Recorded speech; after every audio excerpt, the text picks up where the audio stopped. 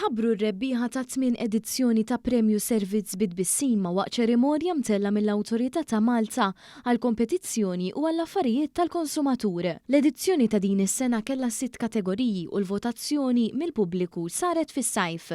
Għal din l-edizzjoni ġew innominati aktar minn 1300 bejjieħ u kumpaniji.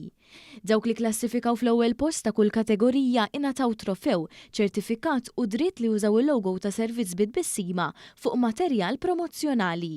Iċ-chairperson tal-MCCAA Helga Pizzuto spjegat li dan il-premju huwa xhieda tal-impenn biex jitrawmu dialogi miftuħa u onesti. Għalina hija ħaġa importanti l-konsumatur ma jistax ikollu dak li hu bid-dritt tiegħu jekk ma jkunx hemm in-negozjant li qed joffri il-prodott ta' kwalità, servizz tajjeb u li jonora l-obbligi legali tiegħu u għaldaqstant.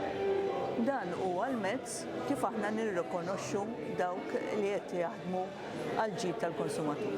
Il-Ministru għall-Inklużjoni u Drittijiet tal-Konsumatur Giulia Farrugia Portelli qalet li inizjattivi bħal dawn jenfasizzaw l-importanza tal-customer care u s-servizzi ta' wara l-beħ.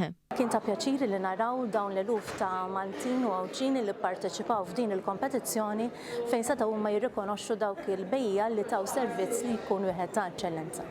Il-Ministru fakret li din is-sena komplew jissaħħu l-odda legali tal-konsumatur b'liġijiet ġodda fil-Parlament u nnutat kif inizjattiva bħal din tkompli ssaħħaħ ir-relazzjoni bejn il-konsumaturi u n-negozjanti.